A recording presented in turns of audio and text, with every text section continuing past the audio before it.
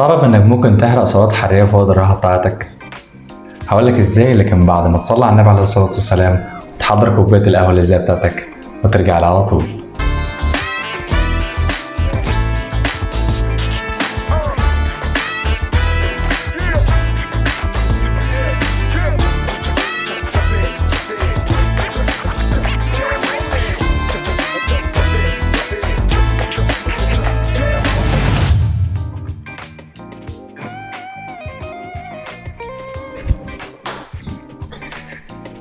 ازيكم يا وحوش. قبل الفاصل اتكلمنا عن ازاي ممكن نحرق سعرات حرارية في وقت الراحة بتاعتك. الكلام سهل، لكن ورا الجملة دي شوية تعب لذيذ. ليه؟ لازم تكون مريت بمراحل كتير، زي اتعب وانت صغير ترتاح وانت كبير. لكن لازم تفهم ان مفيش حاجة بتيجي بالساهل.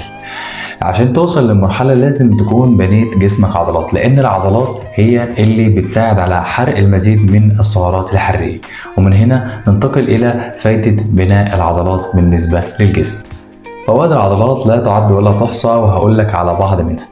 أول حاجة، قوة العضلات تساعد على التوازن مما يقل من خطر الإصابات. تاني حاجة، هتديك القوة اللي تخليك تعمل المهام الشاقة بسهولة وسلاسة. تالت حاجة، بتساعدك على تقليل من خطر الإصابة بالإصابات الخطيرة زي السرطان والكبد والكلى وبعض الأمراض الأخرى.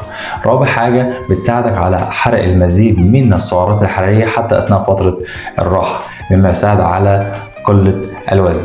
وكمان بتحافظ قوة العضلات على صحة العظام، مما يقلل من خطر الإصابة بهشاشة العظام، بالإضافة إلى الشكل والقوة التي بتديها القوة العضلات ومظهر عضلات الجذاب اللي بتاخده لبعض الشباب.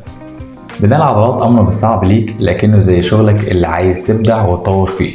وعشان ده يحصل لازم إننا تكون الاستمرارية هي الطريق الوحيد ليا. يلا مستني ايه بعد كل الكلام ده؟ انزل واتمرن على طول.